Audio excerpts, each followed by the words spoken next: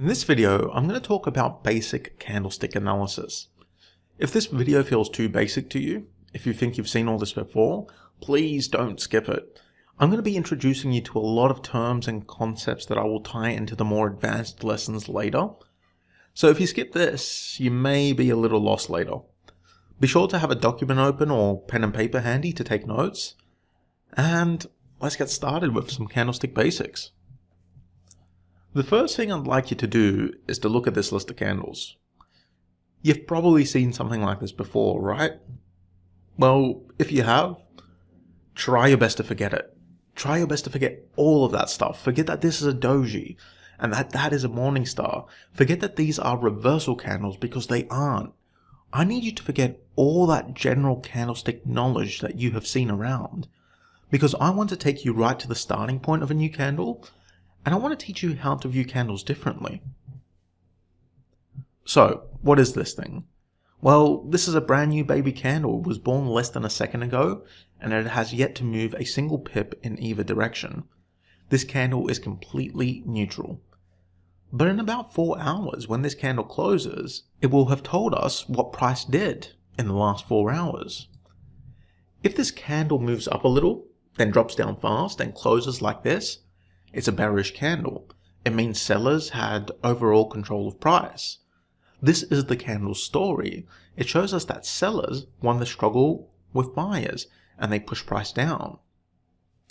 If instead price had pushed up and closed up here, we can conclude that buyers won their struggle against sellers. So buyers are in control. So that's the story of this candle. When we see a whole series of these candles lined up, it means that price is trending and that buyers have control of price for a long period of time. Each of these candles is a 4-hour candle. So these candles show bullish control for 40 hours. And essentially, this is what price action is. Price action is the struggle between buyers and sellers, bulls and bears. Whenever price is moving, the two opposing forces, buyers and sellers, are struggling for control. Sellers are struggling to drive price down. Buyers are struggling to drive price up. This is why when you look at a bearish trend like this one here, you're going to notice little wicks pointing up as price drops. These wicks indicate that buyers were struggling for control of price the whole way down. Obviously, sellers had control for the majority of the time because price was trending down. However, they did not have complete control. The whole time, buyers were finding hard to regain control, and at some point they will. Eventually, you're going to see a certain type of candle that will show you that sellers are losing power and buyers will start to fight for control.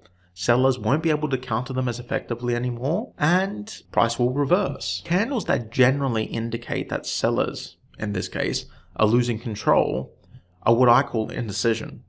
These are the types of candles you may know as reversal candles. And I hate that name, reversal candles. I hate that name. These candles do not indicate a reversal is coming. They simply tell us that sellers are losing power and buyers are gaining power. So now, instead of sellers pushing price down, power between buyers and sellers is somewhat equalizing. So price cannot move up or down by a significant amount. That's why we're seeing indecision. And that's what this is. It is just indecision. So we started with a nice, strong, bearish trend. Sellers had control of price. They drove price down for 10 candles. Then all of a sudden, sellers started losing control of price. They can no longer push price down. Buyers start fighting back. These candles indicate that this trend might end right here. If buyers gain control, they can reverse price. However, sellers can also regain control and continue pushing price down. In this case, price did in fact reverse. So what happened here? After this short period of indecision, sellers lost control of price, buyers gained control, so buyers started pushing price up and a reversal occurred. This is how you need to view price action. You need to view price action as a constant struggle between buyers and sellers. When you look at an individual candlestick, you should look at it as a story of the struggle between buyers and sellers.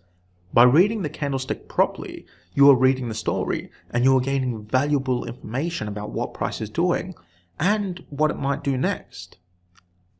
When you look at an entire chart, you can view that story as a whole. You can read the candles and understand what they tell you about price. This information is vital because you know what price action is doing right now. And if you know what price action is doing right now, you can predict with a high degree of accuracy what price is going to do next. Like I said, I call this making an educated guess. You can make an educated guess as to what price will do next. So when buyers trend up to here, they reach this point, we have an extended period of indecision. I can make an educated guess that buyers are losing control of price and that price might reverse. To help you make that educated guess, you need to think about candles in stages. And that's what I'm going to be showing you in the next video.